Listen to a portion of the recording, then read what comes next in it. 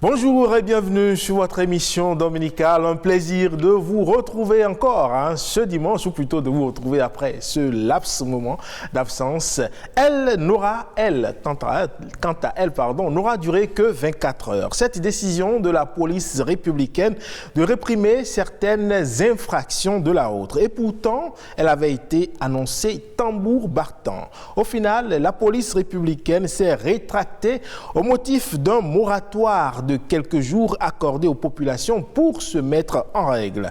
Qu'est-ce qui explique cette volte-face devenue presque récurrente et qui démontre une impréparation de la police républicaine? Avec les confrères, on va poser le débat dans le décryptage. Et puis, le Bénin est confronté à la question de la transition énergétique pour réduire sa dépendance vis-à-vis des énergies fossiles, mais aussi et surtout pour généraliser l'accès des populations à l'électricité. L'option de mise au Bénin, ce sont les énergies renouvelables et plus précisément l'énergie solaire. Mais alors, quels devraient être les enjeux pour le Bénin s'il doit faire face à cette énergie-là? Restez en place, ce sera dans le dossier de la semaine. Ainsi donc, se résume le menu de Wikeko de ce dimanche. Vous le savez, le premier arrêt qu'on marque très habituellement, c'est le mini-journal à la présentation Alexandra Chotan.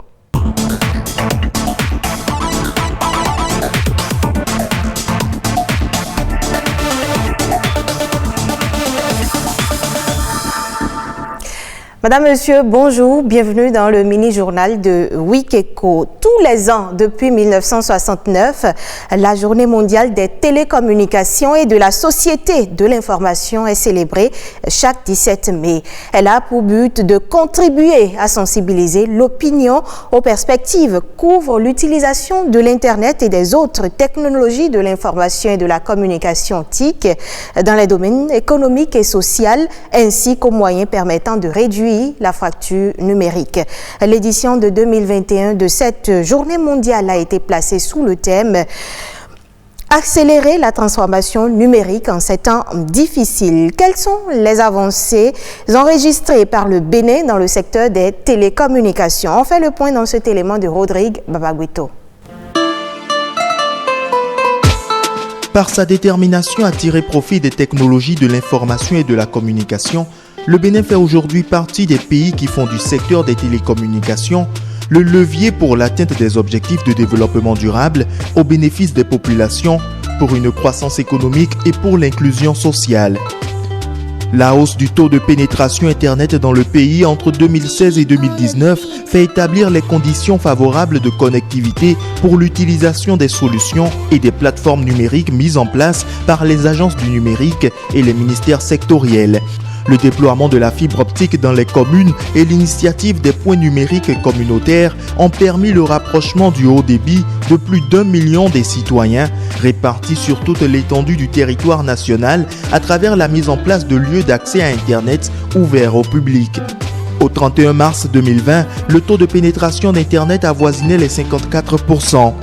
Des défis demeurent cependant et ils doivent être relevés par les pouvoirs publics et les instances de réglementation et de régulation. Selon les données de l'Union internationale des télécommunications UIT, près de 3,6 milliards de personnes dans le monde ne sont toujours pas connectées à Internet, avec la majorité d'entre elles vivant dans les pays les moins avancés où en moyenne, à peine 2 personnes sur 10 sont connectées. La pandémie de Covid-19 a souligné combien il est urgent d'accélérer la transformation numérique et de progresser en vue d'atteindre les objectifs et les cibles du programme Connect 2030 afin de ne laisser personne de côté.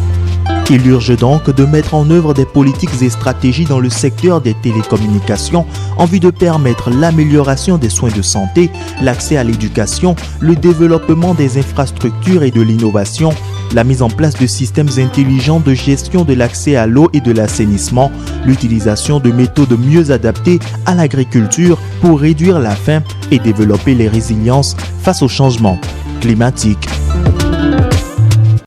Parlons toujours de la journée du 17 mai dernier. Elle a été également dédiée à la lutte contre l'hypertension artérielle. Plus de 70 des personnes qui en souffrent se trouvent malheureusement en Afrique selon les statistiques de l'Organisation mondiale de la santé. L'hypertension artérielle peut endommager plusieurs organes vitaux comme le cœur et les reins. Son traitement et sa prévention reposent en grande partie sur des mesures d'hygiène de vie. Dans ce reportage, Héloïse Winotor nous dit un peu plus sur cette pathologie, les comportements à adopter pour être à l'abri de cette tueuse silencieuse. L'hypertension artérielle, maladie chronique la plus fréquente en Afrique, évolue à bas bruit et se déclenche de façon spontanée. Elle est liée, selon les spécialistes, à une pression anormalement élevée du sang dans les vaisseaux sanguins. Une personne est hypertendue quand la tension est supérieure à 14,9.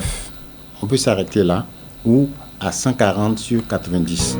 Elle constitue, lorsqu'elle n'est pas contrôlée, l'une des principales causes de complications des maladies cardiovasculaires ou neurodégénératives telles que l'infarctus du myocarde, l'accident vasculaire cérébral ou encore la maladie d'Alzheimer. Ce patient que nous avons voulu nommer Camus est hypertendu depuis plus d'une dizaine d'années. J'ai reçu un coup de fil d'un frère qui est tombé malade brutalement et qui s'est retrouvé à l'hôpital. Et ça m'a fait un coup de choc. La suite, c'est des accélérations de rythme cardiaque, au point où le médecin qui m'a consulté m'a dit que c'est la tension qui vient de s'installer dans ma vie. Difficile d'y croire et pourtant Camus doit vivre avec cette maladie le restant de sa vie. Contrairement à Camus, cet autre désigné Voltaire est prédisposé. Il a un profil familial à tendance hypertensive. À la suite d'une succession d'événements douloureux, de décès, eh bien, le docteur m'a dit que ma tension était haute. C'est par la suite que j'ai interrogé mon frère et lui aussi dit qu'il est hypertendu. Plusieurs facteurs favorisent la survenue de l'hypertension artérielle et aucun symptôme apparent n'alerte le patient dans la plupart des cas. Au Bénin, 70 à 80% des cas, on n'a aucun symptôme.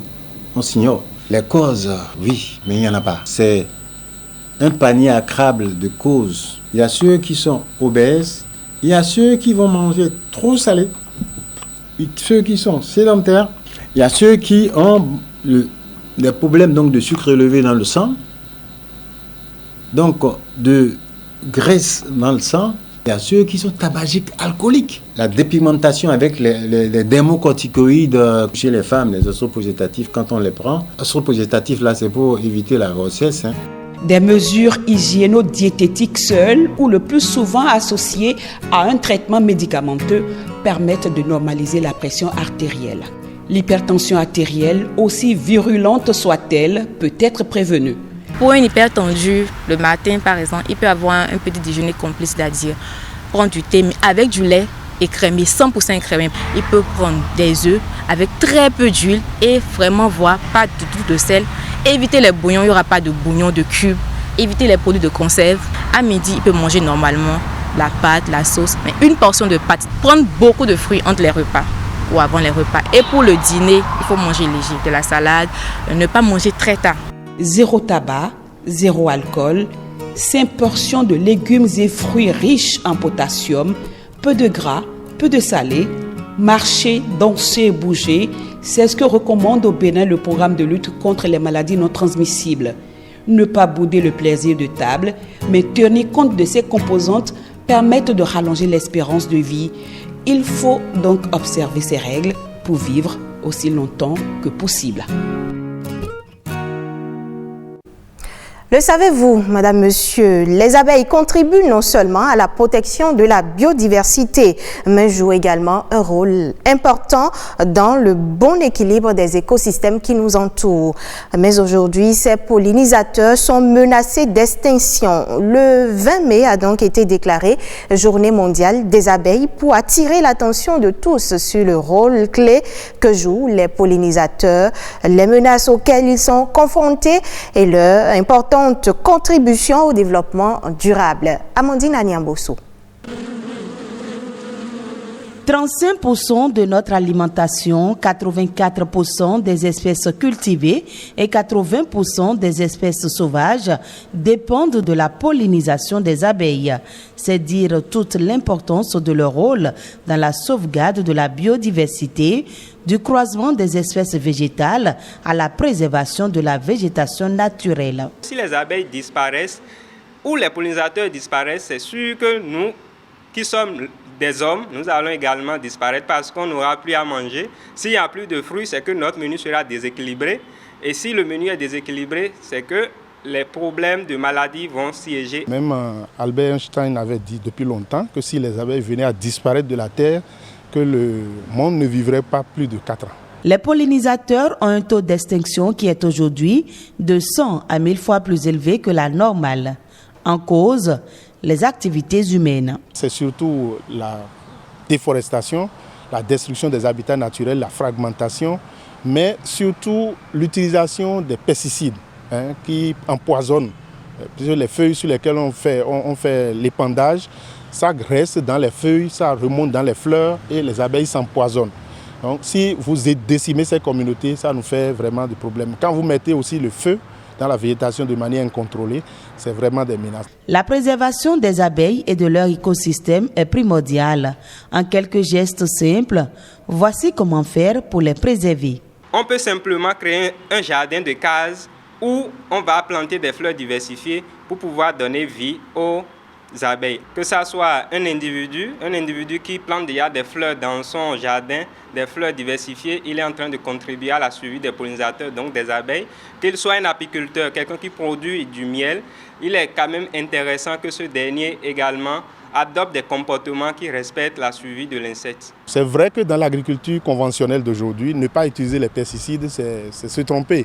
Mais on peut se discipliner. Par exemple, le moment de l'épandage, par exemple, le faire très tôt, le matin ou bien quand il fait vraiment chaud, le faire pendant que les abeilles sont moins actives. Tout ça, c'est des petites combinaisons qu'on peut faire pour limiter et utiliser réellement les pesticides quand c'est nécessaire. S'il est acquis que sans abeilles sur Terre, les jours de l'homme sont comptés, sa protection devient nécessaire pour la survie de l'humanité. Un engagement mondial pour limiter l'action de l'homme sur leur écosystème devient indispensable. Ce sera tout pour cette fenêtre ouverte sur l'actualité. Wikeco se poursuit avec Ulvaeus Balogun.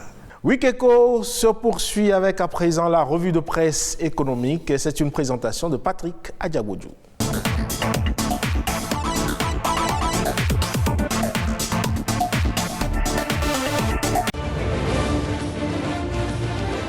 Bienvenue à la revue de presse économique sur Wikeco. Le Bénin a bel et bien été représenté à Paris au sommet sur le financement de l'économie des pays africains, secoué par la crise sanitaire liée à la pandémie de coronavirus. L'événement précis a relayé l'information et écrit « Relance des économies africaines après le Covid-19 ». Romuald Wadagni porte la voix du Bénin de Patrice Talon à Paris. À ce sommet, l'agentier national a été choisi comme premier porte-parole côté Afrique pour débriefer le 10 sommet.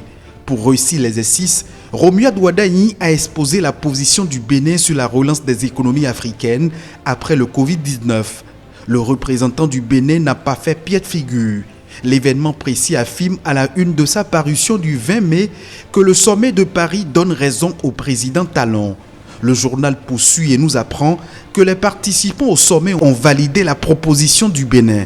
La nation s'intéresse à la même actualité et nous apprend que la trentaine de dirigeants africains et européens qui ont participé au sommet de Paris appellent à décider rapidement d'une allocation générale de droits de tirage spéciaux du Fonds monétaire international FMI d'un montant de 650 milliards de dollars. Ce financement devrait accroître les réserves officielles des pays africains de 33 milliards de dollars afin de répondre aux besoins de financement pour promouvoir une relance rapide et durable. Le progrès, le potentiel, la presse du jour et Nouvelle Expression parlent du développement du secteur du numérique au Bénin et nous informent que le gouvernement octroie 200 millions à 11 start-up dans le but de les aider à démarrer une nouvelle phase du développement de leurs activités. Pêle-mêle, pour les loyaux services rendus à la nation Patrice Talon a décidé de reconnaître le mérite de ses collaborateurs. Ils sont au total 33 collaborateurs concernés, promus dans l'ordre national. L'information est publiée par Fraternité et l'événement précis. Certification de l'aéroport de Cotonou, le processus achevé grâce aux investisseurs du gouvernement. L'événement précis a publié l'information. Bénin Intelligent, quant à lui, écrit « Transport aérien, l'aéroport de Cotonou certifié ». Assainissement pluvial et Covid-19, le Bénin obtient 91,7 milliards de la BIE. Contrôle routier, l'opération suspendue par la police républicaine. Un moratoire de quelques jours est accordé aux usagers de la route pour leur permettre de se mettre à jour. Fin de cette revue de presse économique. À dimanche prochain pour d'autres informations économiques sur Wikiko.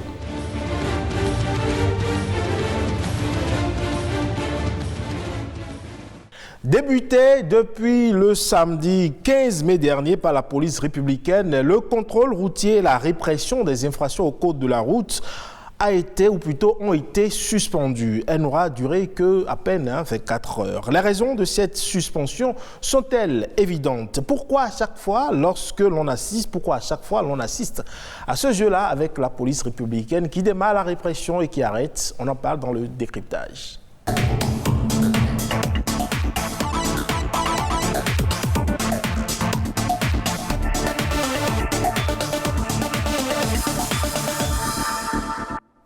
Deux confrères avec moi pour en parler ce matin. Benoît Wandja, il est avec moi. Bonjour Benoît. Oui, bonjour. Merci d'être avec nous ce matin. C'est moi. À côté de Benoît, je reçois Moïse de Soumou. Moïse, bonjour. Bonjour Ilvaïus. Merci d'être là. C'est un plaisir. Eh bien Moïse, un pas en avant, deux en arrière. A priori, la décision de réprimer certaines infractions de la route n'a pas été bien mûrie. Écriviez-vous lundi dernier dans votre article. Qu'est-ce qui vous fait dire cela? Bon, quand on voit un peu le déroulé, comment est-ce qu'on a annoncé cette affaire-là, tambour battant, et que ça n'a duré que 24 heures, on peut se poser des questions. Encore qu'avant même que cette affaire soit annoncée, la police avait déjà entamé la répression au niveau de Cotonou, surtout au niveau des motos sans plaque qu'on soit à la nuit tombée, même en plein jour. Il y a des centaines de motos qui avaient déjà été arraisonnées pendant une courte période, avant même qu'on ne fasse cette annonce-là. Alors quand l'annonce a été faite et que ça n'a duré qu'une journée, on peut se poser des questions.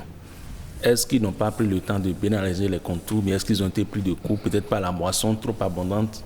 C'est des questions qu'on peut se poser. Moi, je me dis que la police a peut-être fait ce rétropédalage à cause du contexte social légèrement crispé, légèrement tendu. Il ne faudrait pas trop en rajouter. Il ne faudrait pas faire en sorte que les gens soient exaspérés, même s'il faut reconnaître que les Béninois sont très têtus. Ça, c'est notre paire de manches. Ah, oui.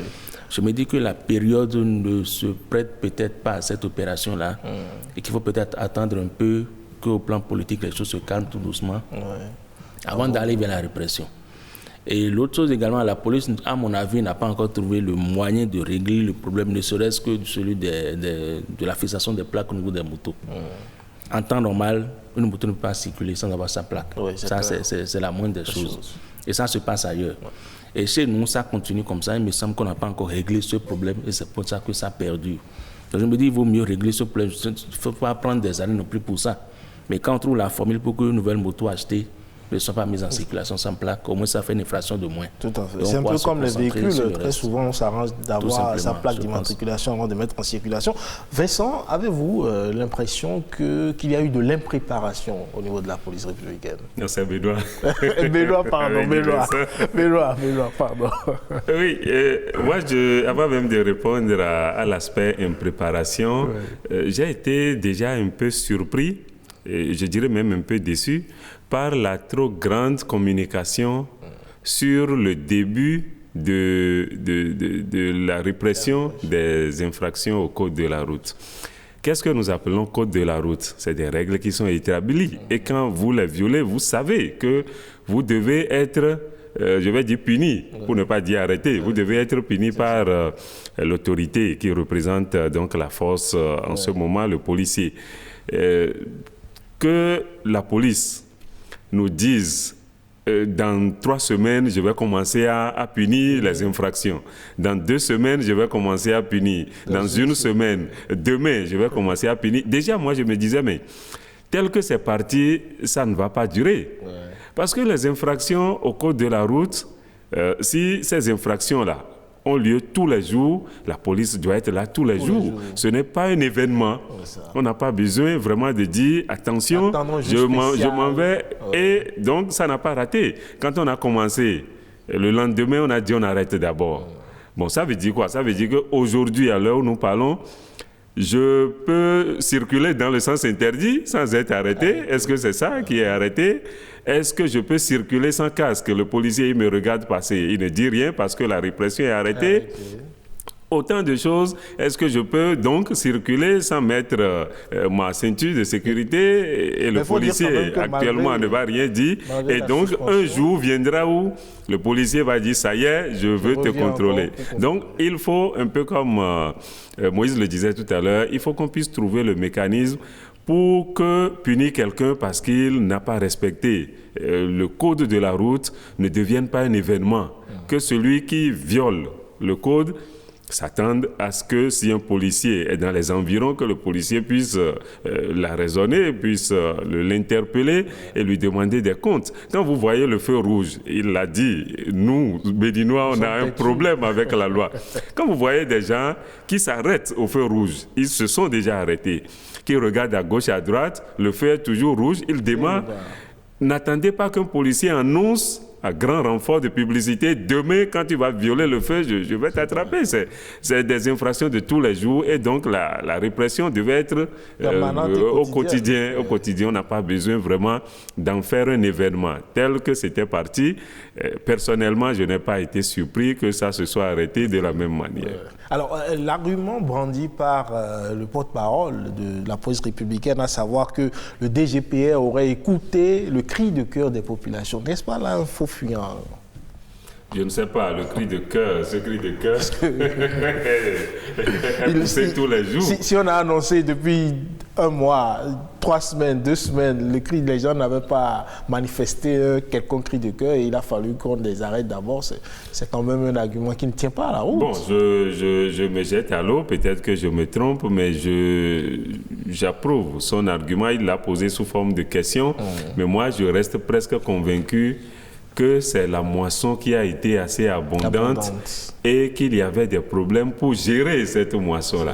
Vous imaginez un poste de commissariat qui se retrouve peut-être avec 200 engins et ils vont garer ces engins où et c'est des engins quand même qui sont en fourrière et les propriétaires sont censés les récupérer. Alors, comment on s'occupe de ces engins-là en attendant que les propriétaires viennent les récupérer? Et si la répression continuait, si on a 200 qu'on n'arrive pas à gérer et que le lendemain 100 s'ajoute et ainsi de suite, comment on gère tout ça? Bon, on aurait dû y penser. On aurait dû y penser. Aujourd'hui, effectivement, il y a de ces infractions qu'on pouvait déjà commencer à aider la population à régler. Les plaques, par exemple, comme il l'a dit, que vous voyez quelqu'un qui a une moto neuve aujourd'hui sans plaque, j'ai envie de dire que la responsabilité est partagée au niveau du propriétaire de la moto et au niveau également des autorités qui devaient quand même trouver le mécanisme pour qu'aujourd'hui on ne puisse pas mettre en circulation une moto neuve achetée peut-être ces dernières semaines sans plaque. Maintenant, il faudrait également trouver, ça c'est une suggestion que je me permets déjà de faire, le mécanisme pour que les vieilles motos, les motos qu'on peut appeler vieilles motos, nos maths que nous avions et qu'on a acheté parfois dans les déménagements, on a perdu les pièces ou qu'on a même acheté sans pièces il y a peut-être 20 ans. Un peu comme on l'a fait pour les hommes, en faisant des audiences foraines pour qu'il y ait des témoignages et autres. Si c'est votre engin, 2 ou 3 personnes diront oui, ça c'est son engin, on l'a vu rouler avec cet engin-là. Donc, on peut peut-être profiter de ça pour permettre à ceux qui ont des motos, il y a 20-25 ans qu'ils ont acheté ces motos-là et qui n'ont plus les pièces, de les avoir quand même à travers une forme d'audience foraine. Je ne sais pas trop comment ça va se passer, mais que les gens ne soient pas obligés de garer ces motos qui peut-être constituent le seul moyen pour avoir le gagne-pain, qu'ils garent ces engins parce que se trouvant dans l'impossibilité d'avoir des plaques ou d'avoir des pièces et donc des plaques pour ces motos-là. Alors Moïse, cette suspension de la répression a révélé aussi ce qu'on pourrait appeler une lenteur. Parce que quand les gens déposent des dossiers au niveau de la NAT pour avoir leur plaque d'immatriculation et qu'ils sont obligés d'attendre 1 semaine, 2 semaines, 3, 1 mois pour avoir leur plaque, ils ne peuvent pas garer la moto aussi et attendre que... C'est ce que je disais tantôt. C'est-à-dire, quand vous avez votre moto et qu'elle est neuve, avant de la mettre en circulation, c'est que vous achetez la moto avec la plaque en même temps. Là, ça règle un problème. Ouais. Mais de l'autre côté, ce que vous dites n'est pas si vrai que ça. Même si ça prend 1 an à la NAT, dès que la plaque est prête, on vous donne un délai. Pourquoi les gens n'y retournent plus pour récupérer leur plaque? Oui, il y a des milliers de plaques en attente au niveau de la NAT. Avant de sortir. J'en ai fait l'expérience aussi, ça prend du temps. Ouais. Même quand vous ne retournez pas, vous avez fait les formalités, vous avez attendu 6 mois, vous avez peut-être dit 3 mois. Vous n'êtes pas, vous avez attendu 6 mois. Quand ça a beaucoup de faire un tour là-bas pour dire où en est mon dossier et de vérifier, de récupérer. Les gens ne font pas cette démarche-là. Si bien qu'il y a des milliers de plaques en attente de l'autre côté. Et je me dis que cette opération aussi vise justement à inciter les gens à aller récupérer leurs plaques. Et ça n'a pas raté. Ouais. Toute cette semaine, c'est une foule immense qui a déferlé sur la NAT. Ouais. Qu'est-ce que tout ce monde-là faisait pendant des mois, voire des années, pour ne pas y aller? C'est pour ça que je parlais de l'entêtement des Béninois. C'est-à-dire on n'est pas prédisposé justement à respecter la loi. Il faut toujours qu'on force. Et vous voyez des infractions au niveau de la route, mais vous posez des questions. Vous voyez, la personne n'a pas de casse, roule à vive allure sur la grande chaussée, alors que la piste cyclable, bien le trafic est à côté. Comme l'a dit cette personne, si on l'arrête, je ne pense pas qu'il y ait un cri de cœur pour cette personne-là, je ne pense pas. Et ces infractions se répètent au quotidien. Voyez un peu le poids de la ceinture de sécurité. Ça coûte quoi de la mettre dès qu'on est dans un véhicule? Il y a même des véhicules dont les ceintures ne sont même pas fonctionnelles. Et les chauffeurs ne se gênent pas pour vous le dire que cette affaire-là, ça le dire. Justement, ça coûte quoi de régler ces petits problèmes-là? Alors qu'on sait qu'au jour le jour, on viole la loi. Ouais. Je pense que la police, mais les pouvoirs publics en général, ont laissé faire pendant longtemps. Il est temps justement non pas de réprimer violemment, mais d'amener les gens justement à respecter spontanément ces dispositions, même sans sensibilisation. Mais le drame est que même quand on sensibilise pendant des années, les gens ne sont pas prêts à respecter. Et la répression même, quand elle dure 3 mois, les gens font seulement de respecter. Dès qu'il y a un relâchement, ça reprend. Donc je pense qu'il faut qu'il soit constant pour qu'à la longue, cette discipline soit de mise. Il le faut forcément. Sinon, il y a trop de désordre sur nos voies. Mais de la même manière, il y a certains types d'infractions qu'il faut réguler dès le départ pour éviter qu'on en arrive là. Maintenant, quand on prend le cas des motos spécifiquement, le contrôle sur les motos, quand vous êtes dans un véhicule, on vous demande juste les pièces du véhicule. On ne cherche pas à savoir si vous êtes propriétaire du véhicule ou pas. Au niveau des motos, c'est le contraire. Vous avez beau être à jour, avoir toutes les pièces. Dès que vous n'êtes pas propriétaire de la moto, vous prenez la moto d'abord. Vous devez de venir vérifier d'abord ce qu'il en est. Pendant ce temps, la moto est à la fourrière, vous payez des frais, alors que la moto, visiblement, est en règle. Je pense qu'au niveau de cette répression aussi, il faut faire la part des choses. Le propriétaire n'est pas tenu de rouler sa moto. Ça veut dire son épouse, de ses enfants, son frère. Je pense que quand il y a ces cas où les motos sont tout au moins, qu'on puisse les mettre de côté et laisser le temps au vrai propriétaire de se manifester pour les récupérer, au lieu de mettre tout le monde dans le même bateau, ça ne fait pas trop sérieux non plus. Et c'est là où je parle aussi d'impréparation de la police républicaine. On dirait qu'ils se sont réveillés un beau matin, ils ont décidé, on va réprimer tous ceux qui ne sont pas en règle, donc on met tout le monde dans le même panier, on ne prend pas le soin de faire les choses dans les règles. Non, il y a ce discernement qui a manqué. Même quand on voit même l'espace des commissariats, ce n'est pas si grand que ça. Donc ça demande beaucoup de travail en amont de faire le tri. Puisque vous voyez, quand les motos sont raisonnées, on les met toutes dans des véhicules qui les acheminent vers les commissariats. Donc ce n'est pas évident qu'au niveau du déchargement, qu'on puisse dire que cette moto-là, elle est en règle, mettez-la ici, ce n'est pas si évident que ça. Je pense que c'est sur le terrain même qu'on a réglé cette chose au lieu que ça n'aille jusqu'au niveau du commissariat. Mais ce qu'on peut saluer quand même, c'est que malgré la suspension de la répression, c'est qu'à certains carrefours, on trouve encore quelques agents de sécurité qui font quelques contrôles. C'est que ce n'est pas vraiment évident, mais il y a quand même, cela continue quand même. Ça va pousser quand même les Béninois, c'est une sorte de sensibilisation. Oui, et c'est ce que je disais. En fait, pour moi, réprimer une infraction au code de la route, je continue de le dire, ça ne doit pas être un événement. Celui qui est en train d'enfreindre la loi sait qu'il est en train d'enfreindre la loi. Et ces forces de l'ordre-là doivent normalement continuer pour nous faire comprendre que il ne faudrait pas attendre que ça soit un événement où on dit pour 1 mois nous allons réprimer, pour 2 mois, pour 3 mois, ainsi de suite. Je reviens encore à un exemple. Je suis toujours scandalisé quand je vois des Béninois accrocher leur casque à leur moto Et quand il voit un carrefour où habituellement les policiers restent, il enlève le casque, il le met sur la tête. Il ne porte pas en fait, il le dépose sur la tête. Juste le temps de dépasser les policiers, vous roulez ensemble, vous le voyez enlever encore son casque. C'est inimaginable. Mais qu'est-ce qu'on peut faire avec les individus de ce genre-là? En fait, on comprend que le Béninois ne fonctionne que par la répression. Quand il n'y a pas de répression, il y a des gens qui vous scandalisent par leur comportement. J'ai donné l'exemple du feu tricolore, tout ça, des casques. Et les exemples sont à foison. Je ne peux pas m'expliquer que quelqu'un décide de rouler à moto, il sait que sa tête est à tout moment en danger. Parce que curieusement, quand vous voulez tomber, quand vous êtes sur une moto, vous voulez tomber, la tête a tendance à aller au sol en première position. Alors que celui-là respecte le fait de mettre son casque pour protéger sa tête parce qu'il y a un policier quelque part, je ne me l'explique pas. Maintenant, je voudrais quand même qu'on puisse faire un peu la différence entre le code de la route et certaines règles que nous sommes en train de nous prescrire aussi. Ce que nous avons convenu au Bénin aujourd'hui d'appeler piste cyclable n'en est pas une. Oui, tout à fait. Donc, quand on veut obliger les gens à aller sur la piste cyclable, il faut qu'on l'explique pour dire, en fait, c'est parce qu'il y a trop d'accidents quand on voit les engins et les véhicules, les engins à quatre roues, donc, se mélanger. Et nous avons décidé que les pistes pour les riverains deviennent des pistes cyclables. Le trafic local devienne la piste cyclable. C'est pour votre bien, ainsi de suite. Et qu'on veille également à ce que ces pistes cyclables-là soient praticables. Si vous avez l'habitude de faire Cotonou-Calavi, vous voyez un peu ce que je veux dire. Celui qui quitte Calavi pour venir à Cotonou, avant de monter sur le pont de Godomé, là, il souffre le martyre. Et vous voyez par moment, c'est par à coup en fait, on ne comprend pas trop ce qui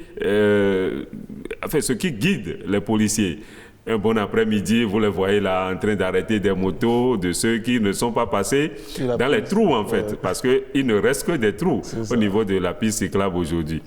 Par moment, certaines soirées, vous voyez des policiers qui attrapent des gens qui quittent Cotonou, qui vont peut-être à Godomé, vers Révier, et qui passent par l'échangeur. On les oblige à passer en bas, mais quand vous passez en bas, vous galopez avec votre engin. Donc, l'autorité doit pouvoir régler ces choses-là également. Il ne suffit pas de réprimer. Il faut parfois, aussi à chaque niveau, partager une fois encore. Nous parlons des masques. Ce n'est pas une infraction au code de la route. Eh bien, c'est devenu une infraction. Il faudrait l'expliquer que c'est toujours par rapport au coronavirus qui est toujours là, qu'il faut porter son masque. On retrouve des gens qui, sur les engins, peuvent cracher dans la circulation. Voilà aussi des choses qu'il faut décourager. Mais si vous n'avez pas votre masque, celui qui est devant vous, il crache. Peut-être que vous recevez quelques débris et ça suffit pour que vous attrapez le corona. Vous allez vous poser 1000 questions.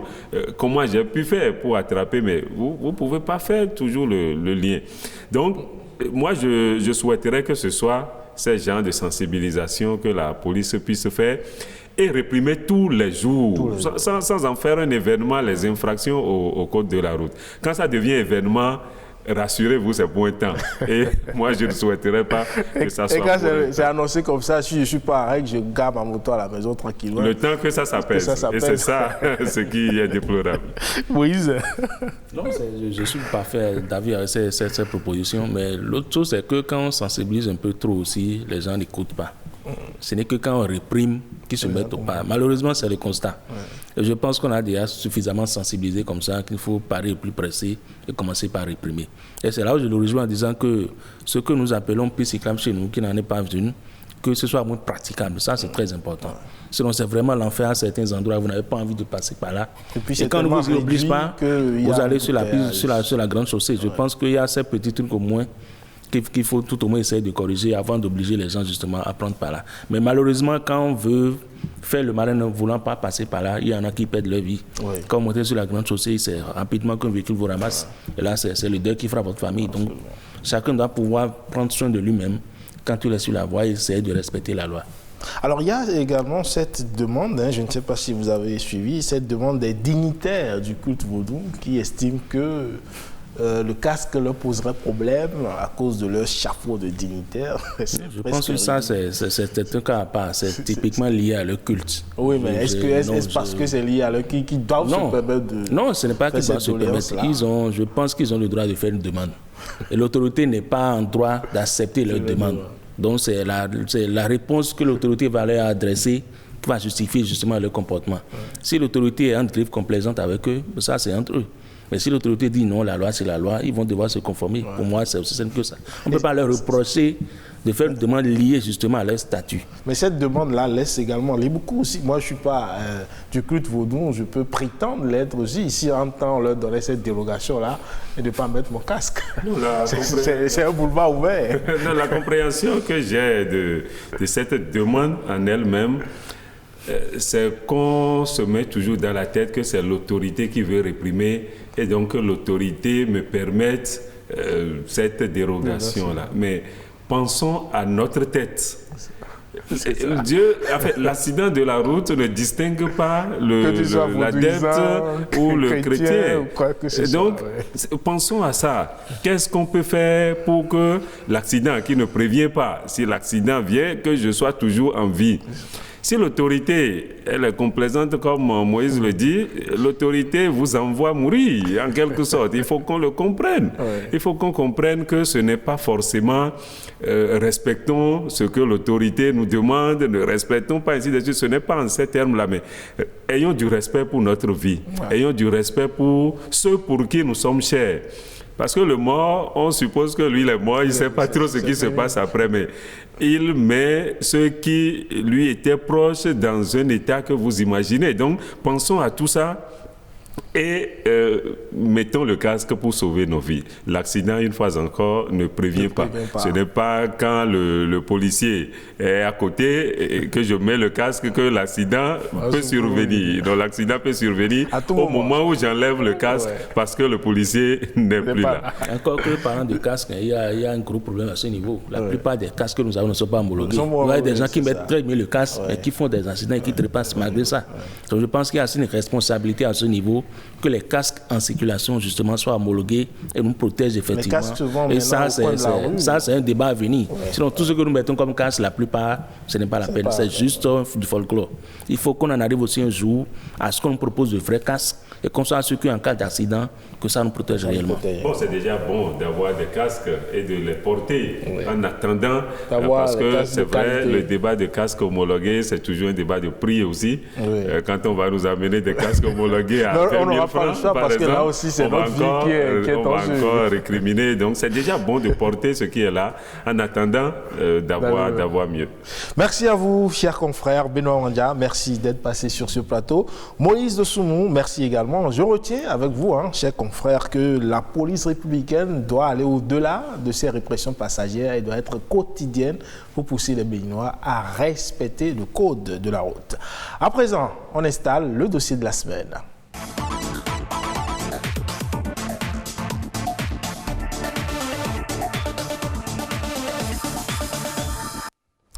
Et vous le savez très certainement, le Bénin est confronté à la question de la transition énergétique et de plus en plus, les regards sont tournés vers l'énergie renouvelable pour atteindre l'autonomie énergétique. On suit cet élément et on revient en plateau pour en parler. La lumière brille et le brasseur est en marche. Il est 18h30. Patrick nous conduit à la source de l'énergie électrique qui alimente son domicile. Au début, nous sommes allés avec 2 panneaux de 130 watts, après un panneau de 200 watts, ensuite un autre panneau de 200 watts et à la dernière phase 4 panneaux de 150 watts. Ici, l'éclairage fonctionne du soir au petit matin, tant que les rayons du soleil entrent en contact avec ces panneaux solaires. À l'extérieur, le soir, nous avons 18 lampes qui sont allumées en permanence de 19h jusqu'à 6h ou bien 7h du matin. Vous avez une énergie très stable, sans fluctuation, non variante et une énergie propre. 1230 watts, c'est la capacité énergétique générée chaque jour par ce module de 8 panneaux solaires photovoltaïques pour un coût global d'environ 3 millions de francs CFA. L'énergie atterrit premièrement là, sur cet appareil, qui est le contrôleur de charge, qui charge ces équipements que nous appelons accumulateurs, les 4. Ici, vous avez l'inverseur, c'est cet appareil qui transforme l'énergie continue qui vient des panneaux en énergie alternative. C'est l'énergie là que nous utilisons le soir pour alimenter la maison jusqu'au petit matin. D'un ménage à un autre, un Patrick peut en cacher un autre. Ici, l'énergie est également produite à partir du soleil. Les rayons solaires que reçoivent les panneaux sont stockés dans ces batteries de 200 ampères pour être utilisés. Les panneaux envoient l'énergie, ça passe par là pour aller sur les batteries. Et c'est ça qui donne en même temps le niveau de charge. C'est ça qui permet de savoir si les batteries sont en train de se vider, si les batteries sont pleines. C'est ça qui permet de le savoir. Ces panneaux solaires alimentent chez Patrick une dizaine d'ampoules et un poste téléviseur 24 heures sur 24, surtout pendant les vacances. J'ai un congélateur que je ne peux pas utiliser à plein temps. On l'allume autour de 10 heures lorsque le soleil est vraiment ardent. Et déjà autour de 15 heures, 16 heures, on l'arrête. Et ça tient les choses au frais jusqu'au petit matin.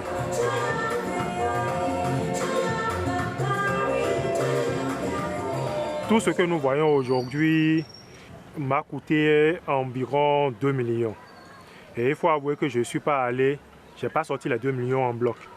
Je suis allé progressivement parce que c'est un système, on peut faire l'extension au fur et à mesure. Résistant aux intempéries, mais attention, la durée de vie des panneaux solaires dépend de l'usage qu'on en fait. Si le panneau doit faire 15 ans, si on n'entretient pas, ça peut mourir après 8 ou 10 ans.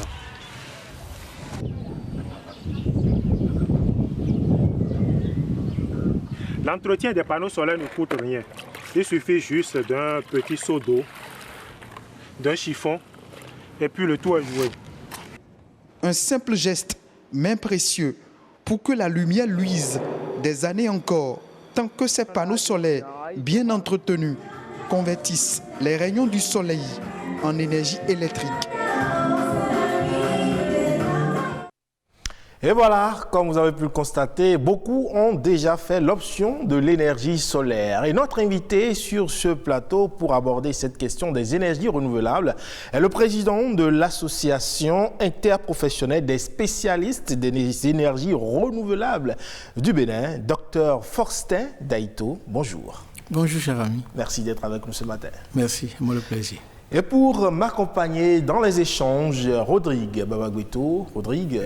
Bonjour, un plaisir de vous retrouver, Ulvaeus. Un plaisir également de vous retrouver, chers amis téléspectateurs. Bonjour. Alors, l'énergie est au cœur de toutes les questions de développement économique et social. Et l'objectif de développement durable numéro 7 stipule qu'il faut garantir d'ici à 2030 l'accès de tous à des services énergétiques fiables, durables et modernes à un coût abordable. Faustin Daito, on l'a vu dans cet élément témoin, de plus en plus, la préférence est faite pour les énergies renouvelables. Alors dites-nous d'abord, que comprendre concrètement par énergie renouvelable? Merci beaucoup. Disons, les énergies renouvelables, contrairement aux énergies fossiles, c'est des sources d'énergie qui sont d'origine naturelle, mais renouvelables. Vous voyez, tous les matins, le soleil nous se lève, nous réveille, et le soir il se couche, le lendemain il revient, donc c'est un mouvement éternel. Et il y a le vent, et le vent aussi est permanent.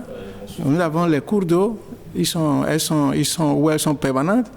Donc c'est les ressources naturelles qui sont renouvelables, qui sont infinies à l'échelle de la vie de l'homme. Et jusqu'à ce jour, combien d'énergie renouvelable compte-t-on concrètement? À part l'énergie solaire, vous avez parlé du vent. Oui, quoique toutes les énergies renouvelables émanent pratiquement du soleil. Nous avons le rayonnement solaire, que nous appelons l'énergie solaire. Nous avons l'énergie du vent, nous avons la biomasse, Nous avons l'énergie des cours d'eau, c'est-à-dire les barrages hydroélectriques. Nous avons l'énergie de la mer, l'énergie marémotrice. Et voilà à peu près un peu le tableau. Et nous avons aussi la géothermie, parce que des fois la Terre même dégage aussi de la chaleur qu'on peut capter pour faire de l'énergie. Voilà à peu près l'inventaire de ce que nous pouvons appeler aujourd'hui énergie renouvelable, et qui, quand on analyse du point de vue physique, scientifique, est tout part du solaire. Donc c'est le soleil qui est le vecteur qui engendre toutes ces énergies renouvelables. Aujourd'hui, on a plus l'impression que c'est l'énergie solaire qui est plus utilisée que toutes les autres énergies. Pourquoi cela? Voilà, vous avez fait un bon constat. En fait, il est question de technologie d'abord, la facilité d'accès technologique. Et puis également, il y a des aspects de coût. Et il y a aussi des aspects de facilité d'utilisation. Parce que voilà, les panneaux solaires, comme l'émission l'a montré tout à l'heure, c'est un panneau solaire, on le monte sur un régulateur, une batterie, un convertisseur. Quand on explique à tout le monde, vous pouvez brancher rapidement et puis ça marche. C'est pas très compliqué. C'est au niveau lorsqu'on doit dimensionner des centrales un peu spécifiques, là, les techniciens sont nécessaires. Sinon, avec une fiche d'utilisation, on vous décrit ça, vous pouvez mettre votre système en route. Vous voyez, donc, les modules solaires, c'est prépondérant aujourd'hui. Il y a une concurrence au niveau mondial et qui fait que les prix ont beaucoup baissé. C'est pourquoi je parle d'éléments de coût aussi.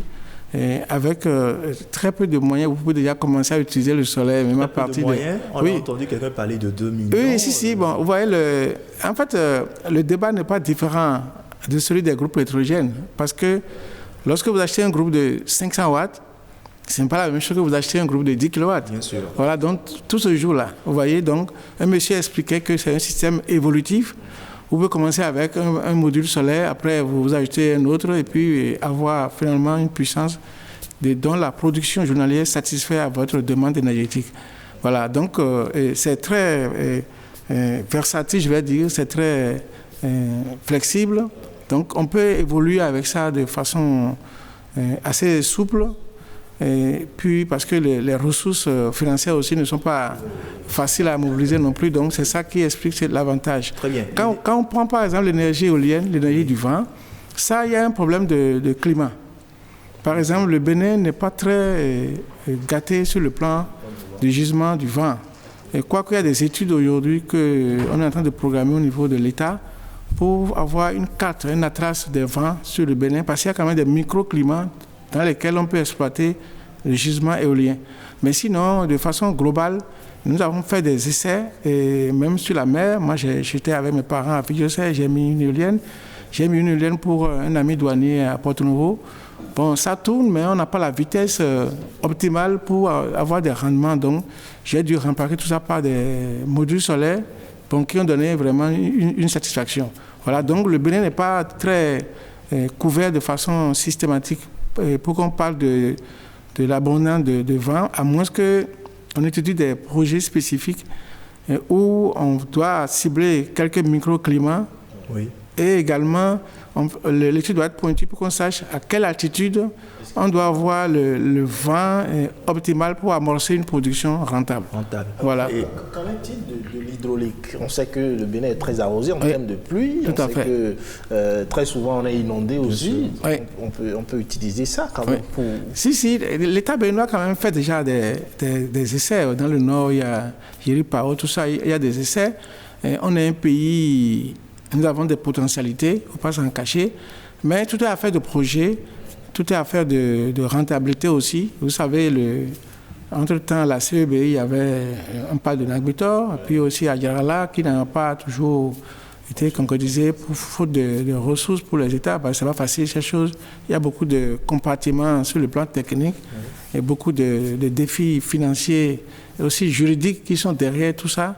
Donc, le Bénin a des ressources, par exemple, sur le fleuve Ouémé et puis sur d'autres cours d'eau. Il y a des projets qui sont conçus, certainement qui vont connaître le jour dans les prochaines années. D'accord, ils vont connaître le jour dans les prochaines années, mais au vu de toutes ces ressources-là que vous citez, pourquoi est-ce que le Bénin n'est-il toujours pas autonome, énergétiquement parlant?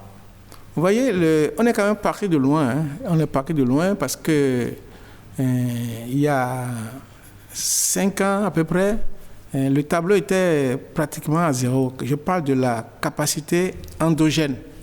Hein, parce qu'on avait anticipé des choses au niveau de l'État central qui ont marché plus ou moins. Il y a des ratés, parce que ce n'est pas des secteurs faciles. On ne peut pas jeter des pierres à quelqu'un. C'est une affaire de démarche technologique, d'enjeux économiques, tout ça. Il y a beaucoup de partenaires autour. Donc, des fois, on peut se tromper. Par exemple, il y a eu le Maria Greta 1 qui n'a pas tenu la promesse des fleurs. Mais on ne doit pas incriminer quelqu'un. C'est une affaire de technologie. Et puis, chaque moment définir un certain niveau de référence technologique. Mais les 5 dernières années, on a réhabilité des centrales thermiques, je parle de l'État, et l'État a construit Maria Greta 2, et ce qui fait qu'on commence à avoir une capacité de production endogène. Sinon, avant, on était littéralement dépendant du Nigeria ou bien du réseau de la CEB. Donc, dès qu'eux autres ils coupent ou bien ils ont des priorités, là, on tombe dans le noir. Donc, aujourd'hui, on commence à avoir une autonomie qu'on peut dire, qui est déjà dans les 300 MW. On a déjà une autonomie et qui évolue parce que dans le cadre de la coopération du Bénin avec les États-Unis, vous êtes au courant qu'il y a par exemple le programme MCA Compact 2 où la priorité, c'est l'énergie. Donc, il y a beaucoup d'investissements en cours en ce moment. Il y a le programme des 4 centrales qui est lancé déjà, 15 MW à Boycon, 15 à Parakou, 10 à Natengu, 10 à Djougou. Il y a aussi un projet de l'AFD autour de Pobet, c'est 25 MW. Tout ça est en cours en ce moment. Vous voyez. Et puis il y a aussi un gros programme pour densifier le réseau électrique. Et parce qu'il faut faire le maillage du territoire, et qui est aussi en cours de lancement avec l'ABEM. Donc le ministre de l'Énergie a parlé récemment de Maria Greta. Il y a une autre phase qui va s'ajouter, qui fait aussi près de 150 MW, qui vient renforcer. Je crois que le boulevard semble de plus en plus lumineux. Nous allons sortir de la dépendance. Aujourd'hui, on a une autonomie qui va augmenter. Parce que, vous avez posé une bonne question, malgré tout ce que j'ai dit, qui a l'air, disons, d'espérance, on ne doit pas dormir. Parce que vous voyez, à chaque seconde, le besoin énergétique des pays, ça augmente. Ça augmente, surtout pour nos pays où rien n'est encore fait sur le plan industriel, où les nouvelles organisations se forment, chacun envoie son projet. Une usine a besoin de 50 kW, l'autre a besoin de 1 MW, des trucs comme ça. La demande flambe. Ça flambe et nous devons aller à la course pour continuer à augmenter les capacités. Il faut que d'ici une dizaine d'années, nous devons être au moins à 1000 MW. Parce que, vous voyez, l'État vient de lancer tout récemment encore la zone économique spéciale de Golo-Djiboué. Il y a plus de 1000 hectares qui sont en jeu. Il y a des investisseurs internationaux comme nationaux qui s'engagent déjà pour construire des unités industrielles là. C'est tout un défi qui est en cause. Le plus important, c'est qu'on a démarré. On a pu constater quand même que depuis un certain moment, on mise beaucoup plus sur le solaire au Bénin. Oui. Vous avez évoqué, c'est parce que peut-être on a plus de soleil que le vent qu'on mise sur le soleil. Oui. Alors, quelles sont les chances véritables d'une transition énergétique par le solaire pour le Bénin? Bon, disons que les énergies renouvelables ont été décrétées depuis les années 70 par les Nations Unies comme l'énergie du développement durable. Ouais. C'est une option qui s'impose à tous les États parce que nous sommes dans un contexte de réchauffement climatique, vous le savez mieux que moi, où tous les pays doivent se battre pour freiner le réchauffement. Donc, le facteur qui contribue au réchauffement, c'est le mode de production de l'énergie. Quand on classe les causes, le mode de production de l'énergie, c'est ça qui constitue le facteur numéro 1. Donc c'est pourquoi on a dit qu'il faut qu'on trouve des nouvelles méthodes, des nouvelles technologies de production énergétique qui freinent le réchauffement. Parce qu'il faut sauver la Terre. Sinon, si on continue comme ça, à un moment donné, on ne pourra plus vivre. On ne pourra plus. Voilà. Donc les énergies renouvelables, quand on prend le solaire en particulier, qui est plus pratique, c'est que là, on ne produit pas en déversant du carbone dans l'environnement. Vous voyez?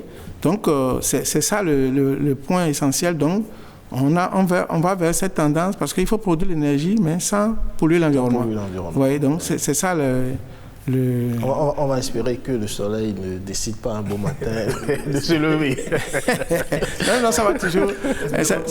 Alors, Faustin Daito, vous êtes président de l'AISER, entendez Association interprofessionnelle des spécialistes de l'énergie renouvelable, et vous aidez ou accompagnez le gouvernement dans la mise à disposition de l'énergie sur toute l'étendue du territoire. Alors, quelles sont les difficultés auxquelles vous êtes confrontés dans ce rôle que vous jouez?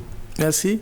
AISER, effectivement, c'est des acteurs privés, béninois la plupart, qui ont créé leur société, qui ont de l'expertise dans le domaine de l'énergie solaire ou énergie renouvelable, qui font cette promotion dans l'optique que nous devons mettre l'énergie à la disposition des populations, parce que le pays, le taux d'électrification est encore très faible.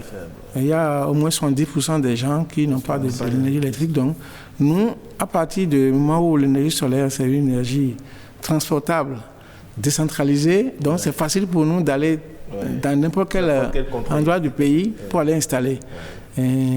Donc, nous faisons ce travail. Il y a une dizaine d'années, quand AISER a été porté sur les fonds baptismaux, oui, bon, en tout cas, ça fait 10 ans. Bien sûr, en 2011. Oui, voilà. On était à une vingtaine de sociétés, membres fondateurs. Aujourd'hui, on est plus de 60. Ouais, ça veut dire que...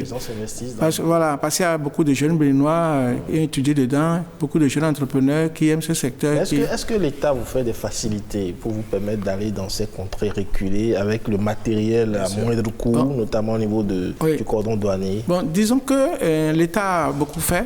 Il faut être honnête, l'État a beaucoup fait, puisque aujourd'hui, il y a d'abord un décret présidentiel de décembre 2019 qui a commencé à désarmer au niveau des frais de douane, au niveau de la TVA, le matériel énergie solaire.